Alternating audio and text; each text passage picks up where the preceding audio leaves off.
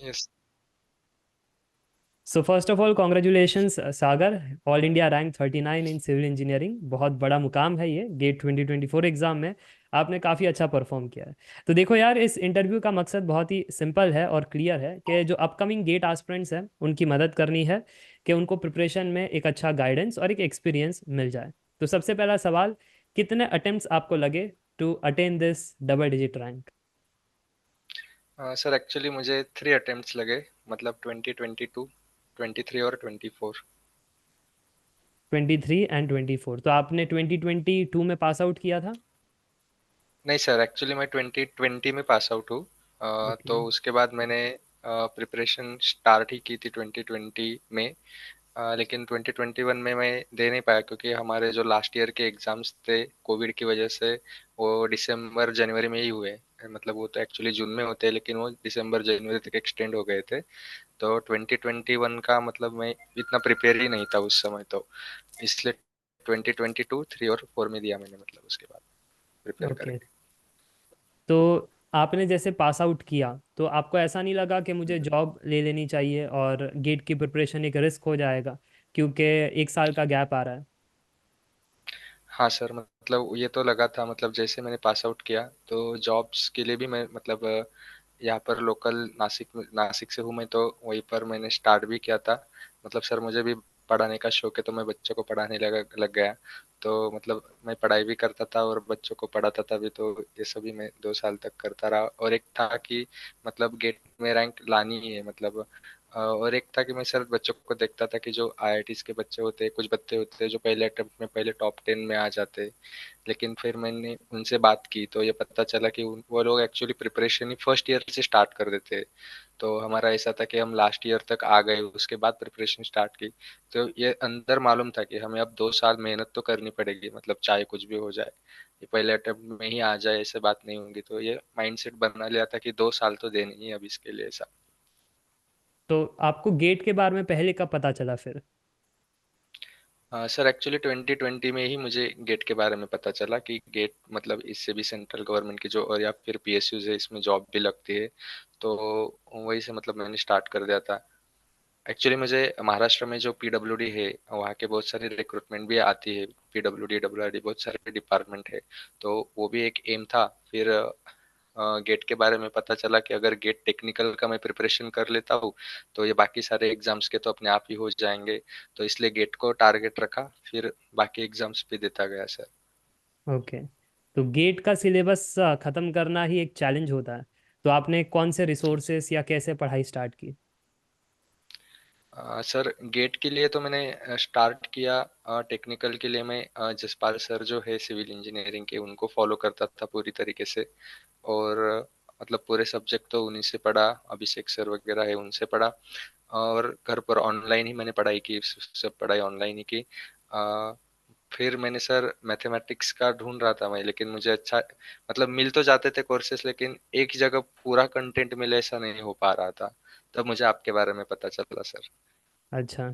तो मैथ्स कैसा रहा आपका, मैथ्स एंड एप्टी पेपर में? सर मैथ्स और एप्टी मतलब मुझे मैथ्स और इंग्लिश छोड़ के मैथ्स और एप्टी के पूरे आउट ऑफ नंबर्स आए सर। मैथ्स इतना कर लिया था मैंने आपसे कि बस मतलब मैथ्स की मैं तो सोचता हूँ आखिर के 2 महीने में ही मेरा प्रिपेयर, मतलब आखिर के 2 महीने में मैथ्स के सिर्फ फॉर्मूले देखता रहता था, इतनी प्रैक्टिस पहले ही कर ली थी मैंने मैथ्स की।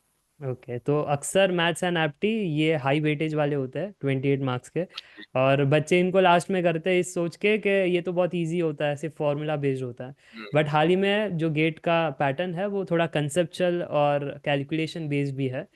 तो इस पर आपका क्या कहना है? आपने 3 अटेम्प्ट दिया है, तो आपका जर्नी क्या रहा?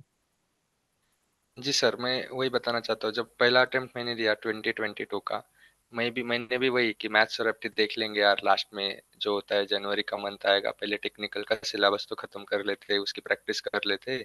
और मैथ्स का क्या था सर कि 2020 तक के जो प्रीवियस ईयर क्वेश्चंस मैं देखता था वो फॉर्मूला बेस्ड थे, मतलब अगर फॉर्मूला आता हो तो आपको बन जाते थे। तो मैंने कोई प्रैक्टिस ही नहीं, मैंने क्या किया था, एक फॉर्मूला शीट मैथ्स की मिल जाती है मतलब कि गेट के लिए, वो लूंगा जनवरी में, उसे रट लूंगा और सॉल्व करने की ट्राई करूंगा।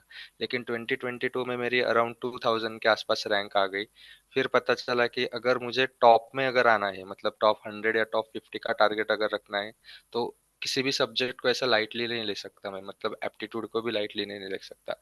इसका इसका रियलाइजेशन मुझे तब हुआ सर, क्योंकि फॉर एग्जांपल हमारा सिविल का जियो टेक्निकल एक सब्जेक्ट है जो कि हाई वेटेज सब्जेक्ट है, तो उसको बहुत अच्छे से प्रिपेयर किया। लेकिन हुआ क्या कि गेट में कोई कोई क्वेश्चन ऐसा आ जाता है कि वो आपका सब्जेक्ट कितना भी अच्छा हो लेकिन वो उस दिन नहीं बनेगा, मतलब वो आउट ऑफ सिलेबस क्वेश्चन नहीं, आउट ऑफ सिलेबस नहीं बोल सकते, लेकिन ऐसा कुछ पूछ लेता है आईआईटी कि नहीं बनता वो उस दिन। बहुत लेकिन टफ पूछ मैथ्स लेते या हैं। हाँ। बहुत टफ पूछ लेते हैं। लेकिन मैथ्स से एप्टी का ऐसा कोई क्वेश्चन होता है कि जिसके आपको सिर्फ थोड़ी सी बेसिक कंसेप्ट भी पता होता, आप वहाँ पर 2 मार्क्स पा सकते हैं। लेकिन उसे हम अगर लास्ट तक ले जाएंगे और वह प्रिपेयर नहीं करेंगे तो आपके वो हाथ में जो 2 मार्क्स है, मतलब वो टफ के पीछे हम वो हाथ में जो 2 मार्क्स होते हैं वो भी छोड़ देते हैं। यही गलती मैंने 2022 में की थी। ये बहुत ही इंपॉर्टेंट लर्निंग है। जो स्टूडेंट्स कुछ सब्जेक्ट छोड़ देते हैं इस उम्मीद में कि बाकी सब्जेक्ट्स तो मैंने स्ट्रॉन्ग करके रखे हैं, तो अक्सर ऐसा हो जाता है कि स्ट्रॉन्ग में से बहुत स्ट्रॉन्ग सवाल आ जाते हैं जो हमसे एग्जाम में नहीं जी बनते, सर। और जो छोड़ दिए गए हैं उसमें से वन लाइनर या फॉर्मूला बेस्ड ऐसे सवाल पूछ लेते हैं। तो ये एक एक्सपीरियंस काफ़ी इंपॉर्टेंट है कि सभी सब्जेक्ट को हमको इक्वली देखना चाहिए और एटलीस्ट बेसिक्स तो सबके क्लियर कर लेने चाहिए। फिर जितना जी। हम प्रैक्टिस करेंगे उतना बिल्डअप होगा और उतनी ज़्यादा हमारी रैंक या मार्क्स आएगी। अभी एक सवाल ये भी था कि ऑनलाइन आपने चूज़ किया तो क्यों ऑनलाइन, क्या प्रोज एंड कॉन्स रहे, और ऑफलाइन में क्या प्रोज एंड कॉन्स आपको दिखे? हाँ सर, प्रोज और कॉन्स अगर देखा जाए तो मतलब मैंने ऑफलाइन कभी क्लास किया ही नहीं था। जैसे पास आउट हुआ और कोविड स्टार्ट हुआ, तो उस वक्त मतलब हमारे कॉलेज के लेक्चर्स भी ऑनलाइन ही होने लगे। और उस वक्त तो ऑफलाइन की फैसिलिटी नहीं थी, मतलब सब जगह बंद हो चुकी थी कोचिंग्स। तो ऑनलाइन मतलब तभी यूट्यूब चैनल बहुत सारे स्टार्ट हुए गेट प्रिपरेशन के रिगार्डिंग, और कंटेंट मिलने लगा। और उसके साथ फिर मैच हो गया कि मतलब नहीं यार, ऑनलाइन है, घर पर नहीं, मतलब मैं नासिक में रहता था, लाइब्रेरी ज्वाइन कर ली थी और वहां पर ही ऑनलाइन सुबह लेक्चर देख सकते हैं, दोपहर को प्रैक्टिस कर लिया। फिर मैं बच्चों को मतलब जो सेमिस्टर होता है वो बच्चों को पढ़ाता था। मतलब सर मैं आपको ये बात भी बताना चाहता हूँ कि आपने मैथमेटिक्स ऐसा पढ़ाया है कि जो फर्स्ट ईयर में सब्जेक्ट होता है M1 M2 और M3, वो ज्यादातर बच्चों को वही प्रॉब्लम आता है, मतलब फर्स्ट ईयर के बच्चों को। और जो आपका कंटेंट था मैंने वैसे के वैसे उनको पढ़ाता था M1 M2 और M3, मतलब उससे भी मेरी फाइनेंशियल हेल्प भी हो जाती थी। और यही मैंने 2 साल तक कंटिन्यू किया। ऑनलाइन के सर प्रोज ये है कि हमारा समय बहुत सारा बच जाता है सर, मतलब हम हाँ, क्योंकि प्रॉपर जब मैनेज कर सकते जब आपको पढ़ना है उस पेज पे उस समय आप पढ़ सकते हो, और हैं। जी ट्रैवलिंग जी। टाइम बच जाती है, और हेडेक भी नहीं होता है कि रिकॉर्डेड में देख सकते हैं बाद में। तो ऐसा नहीं है कि अभी हाँ अगर वही। क्लास चली गई तो फिर ख़त्म, अब कहाँ से ढूंढे वापस कंटेंट। हाँ, अगर मिस भी हो गया लेक्चर तो भी बाद में वो कंटेंट हमें मिल जाता है, तो इतना प्रॉब्लम नहीं आता। तो ये, तो 2022 में जैसे आपने बताया कि रैंक 2000 आपकी थी, फिर 2023 हम्म। में क्या रैंक रही? 2024 तो अब सिक्स सभी को सिक्स पता ही है। जी, 23 में 669 थी सर मेरी रैंक। तो ये जो जंप आया 2022 से 2023, तो ऐसे क्या आपने प्रिपरेशन में चेंजेस किए जिससे सर ये रैंक जंप इतनी? था कि जी सर, ये जंप का एक ही कारण था कि मैंने 3 घंटे के लिए खुद को प्रिपेयर किया सर। मतलब ये था कि 2023 में मैंने क्या गलती की कि पढ़ तो सब लिया था, प्रैक्टिस भी कर ली थी बहुत, मतलब टेस्ट सीरीज भी दे दिए थे। लेकिन मैंने एक माइंडसेट बना लिया था अपना कि अभी तो पढ़ाई पूरी हो गई है, अब मुझे टॉप 100 में आना ही है। और यही माइंडसेट लेके मैं एग्जाम के दिन भी चला गया, मतलब 3 घंटे में क्या करना है मुझे टॉप 100 में। और जो प्रीवियस ईयर के रिजल्ट्स में सिविल के देखता था, तब 80+ मार्क्स हो या 85+मार्क्स हो, 85+ तक बच्चे टॉप 100 में आते थे, मतलब। तो वो माइंड में था कि 85 मार्क्स आएंगे तभी टॉप 100 में आ सकेंगे। जैसे एग्जाम स्टार्ट हुआ, पहले 3 4 5 क्वेश्चंस देखे, वो बन ही नहीं रहे मुझसे। तो वहां पर ही मैंने पूरा मतलब वो एग्जाम का इतना प्रेशर ले लिया कि आगे चलते चलते एंड तक आधे घंटे में मैंने जो एनईटीज होते हैं, वो एनईटीज में बहुत सारी मिस्टेक्स कर दी। मतलब कंसेप्ट सही लगा रहा था लेकिन कैलकुलेशन मिस्टेक कर दी, सिली मिस्टेक्स बहुत सारी कर दी। और फिर जब रिजल्ट आया तो देखा कि टॉपर ही उस साल 83 का आ गया सिविल का, मतलब वो टफेस्ट पेपर था आज तक का आईआईटी का 2023 का। मतलब जो पेपर 83 मार्क्स का टॉपर आ रहा है वो मैंने 90 के अटेम्प्ट करने के इस चक्कर में वो जो सही बनने वाले क्वेश्चंस थे वो भी गलत कर दिए, मतलब बर्डन। तो फिर उसके बाद मैंने खुद को इम्प्रूव करने के लिए यही बताया कि एग्जाम के दिन जाकर वही करना है। बच्चों को भी यही बताना चाहूंगा कि अगर आपकी पढ़ाई पूरी है, आपने अच्छे तरीके से प्रैक्टिस कर ली है, तो सिर्फ खुद पर विश्वास रखना चाहिए। और अगर कोई क्वेश्चन मुझसे नहीं बन रहा, तो जो टॉपर है उससे भी नहीं बनेगा वो क्वेश्चन। ये बात अगर दिमाग में, मतलब एग्जाम के दिन सिर्फ आपको जो आता है वो करके घर आ जाना है। जो क्वेश्चन नहीं बन रहा उसका टेंशन नहीं लेना एग्जाम के दिन। मतलब पहले से ये प्री डिसाइडेड नहीं रखना है कि 80 मार्क्स लाना है या इतना मार्क्स लाना है। वो मैं नहीं, कहता हूँ जी ना, जी। ओवर एनालिसिस कभी कभी पैरालिसिस बन जाता है। तो शायद ये जी जी आपका sir, twenty sir. Twenty three में हो गया, क्या आपने एक एनालिसिस करके रखी थी, बस ये इतना करके आना है, ये हो गया तो अंडर 100, नहीं हुआ तो नहीं होगा। जबकि आपने नहीं कहा जी कि सर। 83 हमारा टॉपर था 2023 में। जी, सिविल का 83 पॉइंट समथिंग ही हाँ। टॉपर था मतलब। हाँ, तो वैसा भी होता है कि पेपर का लेवल जो है कभी इजी आता है, कभी मॉडरेट, कभी टफ। और हमें पता नहीं होता पहले से। वो तो जब अटेम्प्ट जी करते हैं सर। तब फील होना स्टार्ट होता है कि इस बार टफ है या इजी है। तो 2024 का पेपर आपके हिसाब से कैसा था? 2024 का कंपेयर टू 2023 थोड़ा इजी था। अ, अ, मतलब मॉडरेट पेपर था, ज्यादा इजी भी नहीं था, लेकिन 2023 के कंपैरिजन में थोड़ा इजी था। 20 इजी मतलब सर ये कह सकते हैं कि 2023 का पेपर जो था ना, उसमें एमएसक्यू ज्यादा पूछ लेते, थ्योरी बेस्ड क्वेश्चंस पूछ लेते। और मैथ्स के भी जो कुछ क्वेश्चंस थे, शायद एक प्लेट का हीट ट्रांसफर का कुछ क्वेश्चंस था। मतलब सॉम और मैथ्स, जो हमारा सॉम का सब्जेक्ट है, वो उन्होंने इंटीग्रेट करके एक पूछ लिया उसमें। वो ज्यादा टफ नहीं था, लेकिन वो टाइम कंज्यूमिंग बहुत था। और मतलब वो पूरे स्टेप्स करके 10 एक मिनट उसमें चले गए, तो फिर बाकी क्वेश्चंस का बर्डन क्रिएट हो गया, ऐसा हुआ। ओके, तो इन शॉर्ट 2023 में क्वेश्चन सिलेक्शन कितना टाइम देना है, किसको कितना टाइम, जी बेसिकली टाइम मैनेजमेंट वाला पार्ट वो चेक किया गया था कि कौन जी सही से जी वो कर जी सकता है। और 2024 में शायद जी इतना आप कह रहे हो कि टाइम मैनेजमेंट का इशू नहीं आया, जबकि टाइम मैनेजमेंट जी इंपॉर्टेंट है। बट अगर वेरी टफ क्वेश्चंस कम है आपके हिसाब से, एमएसक्यू कम है, तो फिर वो मैनेज हो जाता है। तो आपको क्या जी। लगता है कि जो आपकी जर्नी है 2022, 2023, 2024, उसमें सिलेबस कंप्लीशन के लिए आपने कितने महीने दिए, रिवीजन के लिए कितने दिए, पीवाईक्यूज के लिए कितने दिए, टेस्ट सीरीज के लिए कितने दिए? जी सर, जो मेरा 2022 का अटेम्प्ट था, मतलब 2021 में मैंने स्टार्ट किया। तो 2021 में मेरा टारगेट यही था कि मुझे सिलेबस कंप्लीट करना है और टेस्ट सीरीज लगाने हैं ज़्यादा से ज़्यादा। तो क्या किया सर मैंने, 2022 में मेरा ऑलमोस्ट सिलेबस वही होता है फिर, कि पहली बार प्रिपेयर कर रहा था, तो सोचा कि जो ज़्यादा वेटेज वाले सब्जेक्ट्स है उन्हें अच्छे तरीके से कर लूँ। फिर जो कम वेटेज वाले, जैसे मैथ्स और एप्टी को भी मैंने 2022 में लाइटली लिया था। कि दिसंबर जनवरी में थोड़ा थोड़ा उनका देख लेंगे ऊपर ऊपर से, और चले जाएंगे एग्जाम के लिए। मतलब मेन जो टॉपिक्स होते हैं वो 2022 में मेरे कंप्लीट हो गए थे।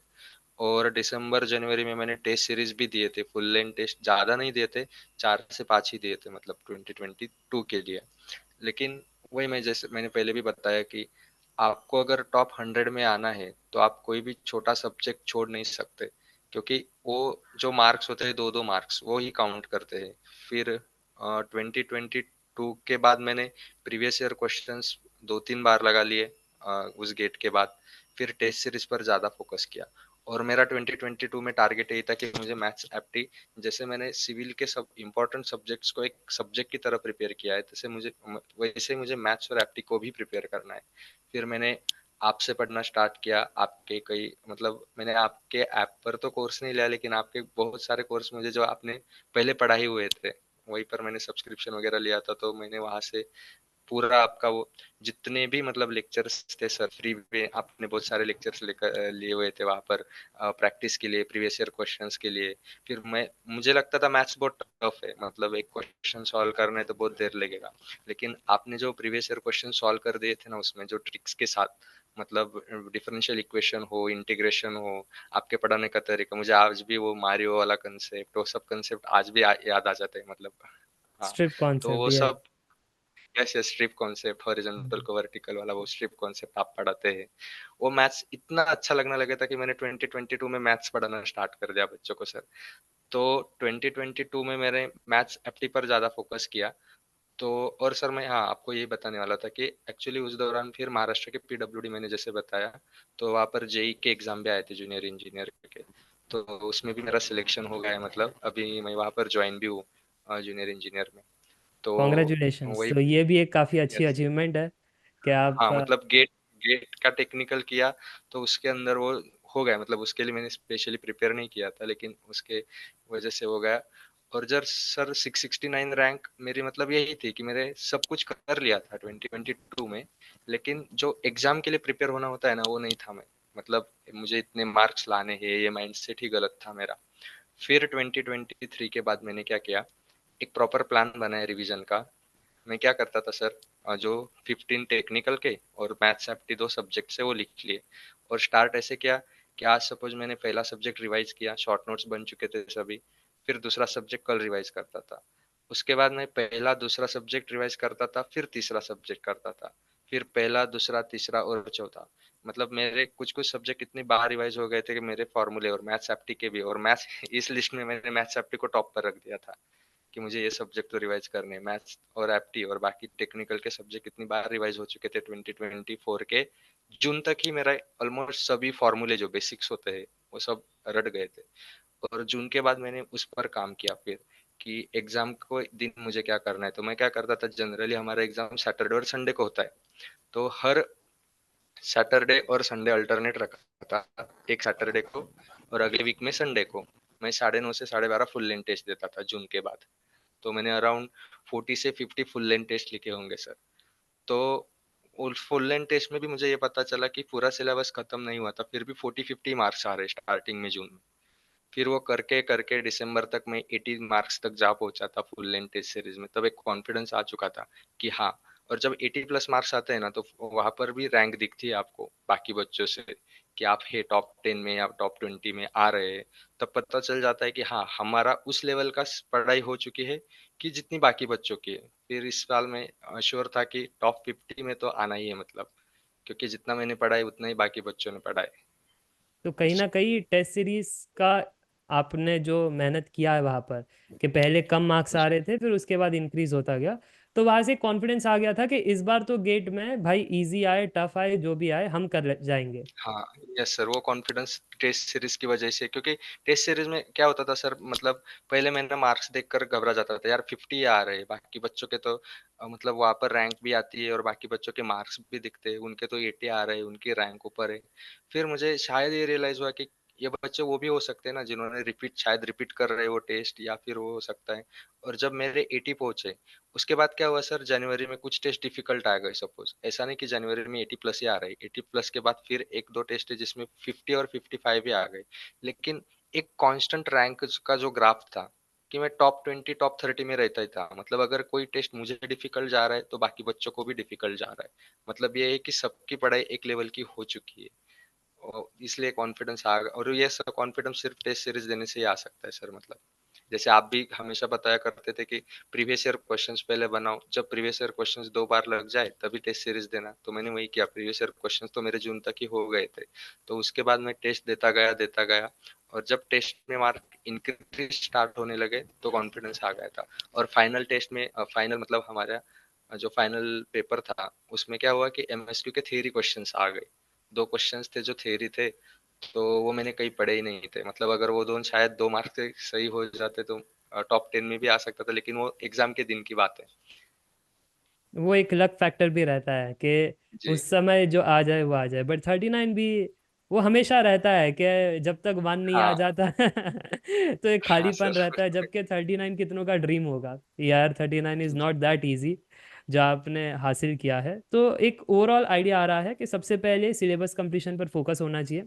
वो होने के जी। बाद आपको डिसाइड करना है कि रिवीजन की रिवीजन जो आपने फॉलो किया कि फर्स्ट सब्जेक्ट फिर पहले दो फिर पहले तीन, और ऐसे करके आपने जी रिवीजन सर। फॉलो किया। देन पीवाईक्यूज जो दो बार आपने कंप्लीटली सॉल्व किया है। देन टेस्ट सीरीज जो कि इम्पॉर्टेंट फैक्टर है, क्योंकि उसी से समझ में आता है कि एग्जाम में कैसे परफॉर्म करेंगे। क्योंकि कितना भी जी प्रैक्टिस सर। कर लो, पीवाईक्यूज या रिवीजन कर लो, वो जो 3 घंटे में मेहनत होती है कि फोकस तरीके से सब कुछ ध्यान में रखते हुए accuracy, syllabus, concepts, thought process, और उस समय वो क्या है, 3 घंटा भी इतना आसान नहीं होता स्क्रीन के सामने ये टेस्ट को लिखना। तो जब वो प्रैक्टिस हो जाती है देन वी कैन एक्सपेक्ट कि ऑल इंडिया रैंक जी जिस सर। हिसाब से हमारा स्टैंड आउट हो रहा है तो उतना हम एग्जाम में भी एक्सपेक्ट कर सकते हैं। वैसे जेई का आपने बात किया था, तो जेई में नॉन टेक में थोड़ा सा ज़्यादा भी होता है, क्योंकि टेक्निकल तो वही हाँ। रहता है। तो उसको कैसे नहीं सर, आपने डील किया विथ इस गेट बार प्रिपरेशन? जो था ना, यस यस सर, वही मैं बताने वाला था कि जो पीडब्ल्यूडी जेई का जो एग्जाम होता है, मतलब बाकी जो एग्जाम्स होते हैं और पीडब्ल्यूडी डिपार्टमेंट का स्पेशली जो होता है, उसमें क्या होता है कि 75 क्वेश्चंस टेक्निकल होते हैं और 25 ही नॉन टेक्निकल होते हैं। और 25 जो नॉन टेक्निकल थे, तो मेरा इतना था कि मेरा टेक्निकल बहुत स्ट्रांग है, इसलिए मैं 75 क्वेश्चंस तो बने, मतलब मैंने, मेरा मुझे याद आ रहा है जहाँ तक, मैंने सिर्फ 5-6 दिन तक जो शॉर्ट नोट्स बनाए थे मैंने, वही रिवाइज किए एग्जाम से पहले। मेरा ऐसा नहीं था कि इस एग्जाम के लिए प्रिपेयर करो, इसलिए उसका ज्यादा बर्डन भी नहीं लिया था मैंने। लेकिन 5-6 दिन तक टेक्निकल रिवाइज किए, और 25 जो क्वेश्चंस नॉन टेक के थे, उसमें क्या था, 7 से 8 क्वेश्चन एप्टीट्यूड के थे। तो वो मेरा था कि सात, मतलब जितने भी क्वेश्चन 7 या 8 आते हैं, तो जितने भी आ जाए उसमें मेरे आउट ऑफ नंबर्स लेने हैं। तो वो भी हो गया, एप्टीट्यूड तो प्रिपेयर किया ही था गेट के लिए, तो वो मतलब हो गया। और बाकी जो हमारी जो रीजन लैंग्वेज है मराठी, मराठी के क्वेश्चंस आते थे, 5-6 क्वेश्चंस, उसमें भी मैं स्ट्रांग था, तो वो बना लिए। फिर जो नॉन टेक का हिस्ट्री ज्योग्राफी का पार्ट होता है, वो मतलब मैंने प्रिपेयर नहीं किया था, जो आएगा वो देखा जाएगा, लेकिन वो उससे ज्यादा फर्क नहीं पड़ता, क्योंकि सर जो बच्चे टेक्निकल के 75 क्वेश्चन अगर टेक्निकल के हैं, तो बच्चे टेक्निकल का ही प्रिपरेशन करेंगे, नॉन टेक के ऊपर कोई ज्यादा ध्यान नहीं देता, जो हिस्ट्री ज्योग्राफी वगैरह होता है। तो और मेरा प्लस पॉइंट ये था कि मुझे एफटी बहुत अच्छे तरीके से आता था, इसलिए सर उसमें भी मेरी 29 रैंक थी। ये भी काफ़ी बढ़िया है। तो ये भी इम्पोर्टेंट रहेगा उन स्टूडेंट्स के लिए जो गेट की प्रिपरेशन कर रहे हैं कि गेट मात्र एक सब्जेक्ट या एक एग्ज़ाम नहीं है। वो गेट के प्रिपरेशन के साथ साथ और भी एग्ज़ाम है जो ओवरलैप में आते हैं, जैसे जेई का एग्ज़ाम हो गया, और भी ईएससी का एग्ज़ाम है, अदर अदर एग्ज़ाम्स है। तो अगर आप गेट प्रिपेयर कर लेते हो तो आप बहुत सारे एग्ज़ाम्स के लिए रेडी हो जाते हो। बीआरसी का एग्ज़ाम है, एचएल एचपीसीएल जी so sir. On and so forth. तो गेट जी को सर, आज वैसे ही दे। बीआरसी का भी एग्जाम था। अच्छा, कैसा रहा? हाँ मतलब अच्छा था वो भी। कंपैरेटिवली गेट वो और कैसा सर होता है, एक, क्योंकि उनके ऑफिशियल पेपर बाहर नहीं आते। तो आपके नहीं हिसाब से वो लेवल मतलब कैसा होता है? Level sir comparative to date में क्या होता है कि आपको ज़्यादा कैलकुलेशंस करना पड़ता है।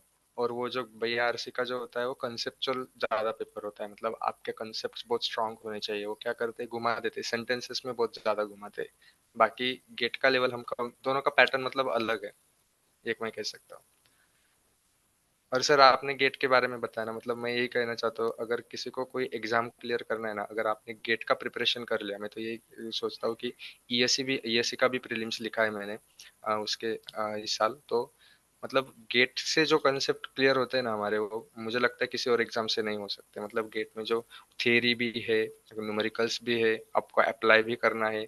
हम एक सब्जेक्ट में इतनी बार रिवाइज कर लेते हैं कि बाकी एग्जाम्स बहुत आसान लगने लगते हैं।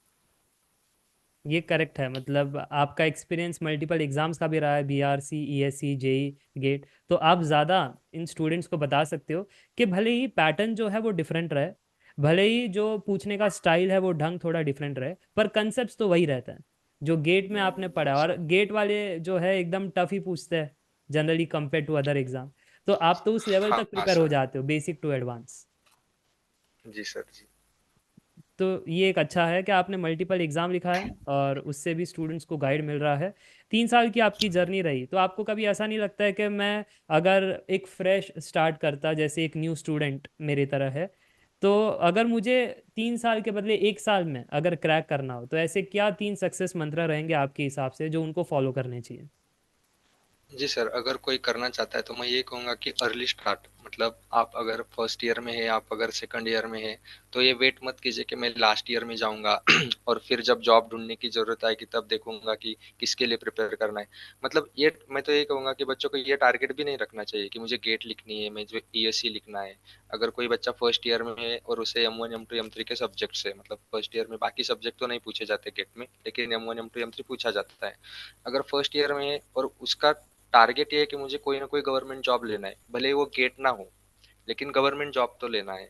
तो आपको M1 M2 M3 के बेसिक कंसेप्ट्स और उसके शॉर्ट नोट्स हो गए, एक अपनी नोटबुक बना के रखनी चाहिए, मतलब मैंने ये सब पढ़ लिया है और ये आगे जाके मुझे काम आएगा। जैसे सेकंड ईयर में गए, जो सिविल के सब्जेक्ट अगर स्टार्ट हुए, तो उन सब सब्जेक्ट्स के कंसेप्ट्स क्लियर कर ले पढ़ते हुए ही। मतलब ये नहीं कि लास्ट ईयर में क्या होता है सर, मेरे साथ मैंने मैंने जो गलती की कि मेरा थ्रू आउट फोर चारों साल तक क्या था कि जो पॉइंटर था वो भी अच्छा रहता था, मतलब लेकिन क्या था, एक महीना पढ़ लिया, एग्जाम दे दी, उसके बाद वो भूल गए, मतलब फिर से वो सब्जेक्ट खोल के भी नहीं देखा। तो जो फर्स्ट ईयर में M1 पढ़ा हुआ था, वो M1 4 साल के बाद अगर देखूंगा तो वो फिर से जीरो से ही स्टार्ट करना पड़ा। लेकिन मैं यही कहूंगा कि अगर आपको लास्ट ईयर में अच्छी रैंक चाहिए या फिर अच्छा सा कोई एग्जाम निकालना है, तो आप क्या कीजिए, जो सब्जेक्ट्स आप पढ़ रहे हैं उनके नोट्स बनाइए और फिर उनको रिवाइज करते रहिए। ये नहीं कि सेमिस्टर एग्जाम हो गए और फिर उनको भूल गए। सेमिस्टर के लिए हर कोई बच्चा प्रिपेयर करता ही है मेरे ख्याल से। अगर आपने उसके लिए प्रिपेयर कर लिया है तो उसका एक नोट्स ऐसे बनाए कि ये आगे जाकर मुझे शायद काम आ सके, और फिर उन नोट्स को कंटिन्यूअसली 1 मंथ के अराउंड या फिर जैसे आपको टाइम मिले कॉलेज के थ्रू आउट, सैटरडे संडे हो, रिवाइज करते रहिए। और जब आप फाइनली डिसाइड कर लो लास्ट ईयर में आके कि मुझे अब एग्जाम देना है, तब आप 1 साल का टारगेट रख के वो रिवीजन के साथ, क्योंकि क्या होता है कि गेट में सिर्फ कंसेप्ट मालूम होने से नहीं चलता, प्रैक्टिस लगती है। अगर आपने 4 साल तक कंसेप्ट क्लियर रखे हैं, 1 साल आपने डेडिकेटली प्रैक्टिस के लिए दिया, एग्जाम का पैटर्न समझ लिया, तो 1 साल में क्रैक करना मतलब आसान हो जाता है, मतलब इजी होता है। तो आपके हिसाब से अर्ली स्टार्ट करने वाले को सिलेबस कंप्लीशन का बेनिफिट मिल जाता है, ताकि जब जी, एग्जाम का टाइम आ जाए तो उसी previous year question revision test series पे वो मेहनत करे तो फोकस किया। निकल जाएगा। जी जी। जी ओके। सर। तो ये एक पॉइंट सभी के लिए इम्पोर्टेंट है कि पहले से डिसाइड करके रखो, अगर नौकरी सरकारी वाली करनी है तो ये एग्ज़ाम से ही वो मिलेगा, क्योंकि कॉलेज के डिग्री से या जो उनके प्लेसमेंट्स है उसमें प्राइवेट जॉब्स ही मिलती है। तो जी ये सर। क्लियर होना चाहिए। और फिर अगर जिनका रुझान है पढ़ाई करने में, एमटेक करना है, पीएचडी, फिर तो यही ऑप्शन है, इसके अलावा तो और कोई नहीं है। तो एक अर्ली उनको गाइडेंस ये होना चाहिए कि हमको इसमें जाना है। तो ये एक अच्छा एक पॉइंटर रहा कि आपने एक अर्ली स्टार्ट का उनको सजेशन दिया है। बाकी जेई, गेट, ईएससी, बीआरसी सभी के बारे में उनको जानकारी मिली है। आपकी जर्नी ये बताती है कि सिलेबस कंप्लीशन आपने पूरा 1 ईयर डेडिकेटेडली लिया है, यानी रश नहीं किया आपने। आपने इन डेप्थ जी पढ़ा है, भले उसको टाइम लगे। और उसके बाद आप गए थे कि नेक्स्ट ईयर अब तो रिवीजन प्रैक्टिस करना है, और उसमें आपका शायद 2 साल में हो जाता है, बट एक वो प्री अजम्पशन होती है, और वो जी शायद सर। वो आपको अटका दिया था एक बार ही आपको 2023 में। तो ये एक चीज़ है कि प्री अजम्पशंस कभी मत रखना, एंड जितना हो सके वैरायटीज ऑफ टेस्ट सीरीज लिखते रहो, ताकि आइडिया रहे कि जो जो मेजॉरिटी के साथ होगा वो हमारे साथ होगा। सभी को टफ लग रहा है तो हमको हमारा भी टफ था, सभी को इजी लग रहा है तो हमारा भी इजी था। तो ज़्यादा ये नहीं होना है ईगो में कि मैंने इतने सारे सवाल बना लिए, पेपर इजी था करके। हाँ सर, वही मतलब 1 साल तो गेट का 2020 का 20 सर वही था, 2023 का मेरे मार्क्स कम होने का कारण ही वही था। 2022 में टॉपर 97 के अराउंड मार्क्स थे उसके सिविल के। तो वो माइंड में इतना बैठ गया था कि यार इतने मार्क्स जरूरी होते हैं, और 2023 देखो तो 83 का टॉपर आ गया। मतलब इतना वेरिएशन भी हो सकता है दो पेपर के बीच में। वो एक्सपीरियंस आपका रहा कि आपने गिर के सीखा है। अगर कोई ये इंटरव्यू सर। सुनेगा तो वो तो समझ जाएगा कि 97 इसलिए था क्योंकि पेपर इजी था और सभी के लिए इजी था, और जो 83 है वो इसलिए था कि पेपर टफ था तो सभी का टफ रहा। और सभी ये टफ था। इसी में भी हुआ था कि ऐसा टफ पेपर सेट किया गया था कि 80s के अराउंड टॉपर थे, और सेकंड तो कुछ 75 के अराउंड था। तो ऐसा होता है। और ये गेट एग्ज़ाम में इसमें प्री प्रेडिक्शंस नहीं कर सकते। तो जो होगा वो एग्जाम में ही होगा, और हमको सभी के लिए रेडी रहना है, easy, medium and tough paper. इसके अलावा कोई सजेशंस अगर स्टूडेंट्स के लिए कि क्या चीज़ें ध्यान में रखनी है in the college and after the college? Sir मैं हिंदी कॉलेज में तो यही बात कहूंगा कि मतलब आप अगर सरकारी नौकरी या फिर कोई हायर एम है तो स्टार्ट कर दीजिए पढ़ाई। कल पर मत छोड़िए कि मैं कल स्टार्ट करूंगा या देखूंगा बाद में। ये मत करना, मतलब ये नहीं कि सिर्फ पढ़ाई करनी है, कॉलेज के जो डेज है वो भी एंजॉय करने। पढ़ाई तो हर कोई करता है सर, मुझे पता है क्योंकि मैंने भी देखा है। मतलब मैं आईआईटी वगैरह से नहीं हूँ, मतलब मेरा भी कॉलेज टियर 3 कॉलेज ही था। पढ़ाई हम सब करते हैं पीएल्स में, लेकिन क्या करते हैं कि उसको भूल जाते हैं। मतलब सेमिस्टर के लिए पढ़ लिया, वो पीछे छोड़ दिया। ये नहीं करना है, आपको नोट्स बना के रखने, उसको रिवाइज करते रहना है जैसे टाइम मिलता रहे। ये कॉलेज में करो। और कॉलेज, अगर कोई बच्चा कॉलेज के बाद स्टार्ट कर रहा है तो सबसे जरूरी चीज, मतलब ये प्रिपरेशन तो हो गया, आपके पेशेंस। मतलब आपको ठान लेना है कि मुझे 50 में आना है, जब तक नहीं आऊंगा तब तक नहीं छोड़ूंगा मैं इसे। क्योंकि वो क्या होता है, अकोमुलेट हो जाता है आपका, मतलब जो प्रिपरेशन होता है। मतलब सर मैं आपको ये बात बताता हूँ, एक क्वेश्चन के ऊपर से इस साल मैथ्स का जो न्यूटन्स मेथड का शायद कोई अप्रोक्सीमेशन का क्वेश्चन आया था सिविल में। मुझे वो न्यूटन्स मेथड मैंने आपसे पढ़ी थी, लेकिन सिर्फ एक बार प्रैक्टिस किया था, उसका एक ही क्वेश्चन प्रैक्टिस किया था मतलब। लेकिन इतना पॉजिटिव एनवायरनमेंट बना था इस साल, मैंने बाकी क्वेश्चन, सिविल का पेपर अच्छा गया, और वो एक जो न्यूटन का क्वेश्चन था, मैंने उसका प्रैक्टिस भी ज्यादा, लेकिन मैंने वो बनाया मतलब लास्ट के लिए, जैसे आप बताते फर्स्ट राउंड, सेकंड राउंड और थर्ड राउंड, मैंने वो क्वेश्चन थर्ड राउंड के लिए, मतलब सर मैं आपको फ्रैंकली बताऊं, स्ट्रेटेजी मैंने पूरी आपकी फॉलो की है पेपर के लिए। फर्स्ट राउंड में इजी क्वेश्चंस बना लिए, सेकंड राउंड में वो जो बन सकते हैं लेकिन टाइम कंज्यूमिंग है वो क्वेश्चन बना लिए, और थर्ड राउंड के लिए वो क्वेश्चन जो मैंने काफी कम बार प्रैक्टिस की है, और वो न्यूटन का क्वेश्चन मैंने किया थर्ड अटेम्प्ट में और वो सही भी आ गया। मतलब अगर आपने प्रैक्टिस की है वो माइंड में चला जाता है, इसलिए पेशेंस रखना बहुत जरूरी, छोड़ नहीं देना है। बाकी चीजें फिर मतलब जेई का भी मेरा एम नहीं था कि मैं जेई निकालूंगा, लेकिन वो निकल गई। इसलिए अगर आपको ये लगता है कि बाकी का बच्चों का हो रहा है मेरा नहीं हो रहा है, सिर्फ अपने आप पर विश्वास रखो और पेशेंस रखो बस, तो मतलब कुछ ना कुछ तो मिल ही जाएगा। आप में बहुत पॉजिटिव वाइब्स है। मतलब 3 अटेम्प्ट आपने दिया थैंक यू है सर। और फिर भी आप इतना पॉजिटिव हो, और आपने अदर एग्जाम्स भी क्रैक किए हैं। और ये जो स्ट्रैटेजी वाला पॉइंट है वो बहुत ज़रूरी है, राउंड 1, राउंड 2, राउंड 3, तो ये तो फॉलो करना है। एंड यस, तो मुझे लगता है ऑल इन ऑल सभी स्टूडेंट्स को ये बातें समझ में आ चुकी है। And thank you for ending this interview on the positive note कि पेशेंस इज़ दी की। भले ही ना हो, बट अगर मन में गोल बना लिया है तो फिर छोड़ना नहीं है। और जी अपनी सर। कमियों पर आपने काम किया है, और ये भी एक है कि हार्डवर्क के साथ स्मार्ट वर्क भी होना चाहिए, क्योंकि आपकी रैंक जी भी सर। बता रही थी कि 2000 रैंक के बाद 669, फिर 39। और ये भी आपने रखा कि बैकअप भी होना चाहिए, कि प्लान ए अगर नहीं चला तो प्लान बी भी होना चाहिए। और जो आपके अदर एग्जाम्स लिखने का मोटिव था कि अगर गेट नहीं हुआ तो एटलीस्ट यहाँ से एक बैकअप तो है। तो ये एक जी सर। पॉजिटिव नोट है कि अगर मेहनत करो हार्डवर्क तो प्लान बी भी रखो, क्योंकि ये एक 0.1% गेम है। गेट एग्जाम ऐसा ही होता है कि सभी लिखेंगे बट 0.1% का ही सपना पूरा होगा, एंड इसलिए बैकअप रखना ज़रूरी है। सो हार्डवर्क, पेशेंस एंड लक, ये तीनों अगर आपके फेवर में है तो आप भी एक नेक्स्ट टॉपर बन सकते हो। And thank you for joining in this interview. बहुत ही इंस्पायरिंग रही ये जर्नी आपके साथ डिस्कस करने में। एंड आई गेस आगे अगर आपको कोई भी किसी भी की मदद की अगर आपको ज़रूरत हो, कि कोई प्रीवियस हमारे सीनियर्स है या जो पीएसयूज़ में है उनसे अगर इंटरव्यू क्वेश्चंस या डिस्कशंस करने हो, तो मैं आपको व्हाट्सएप नंबर दूंगा, आप ज़रूर से मेरे से कनेक्टेड रहना, ताकि आफ्टर जी सर। पीएसयू भी मैं आपके साथ एक इंटरव्यू कर सकूं कि पीएसयू लाइफ आप बताना कि कैसी रहती है, and how is it different from the GATE preparation. जी जरूर सर, जरूर। Okay, thank you for joining in this interview. Yes sir, thank you so much. Thank you.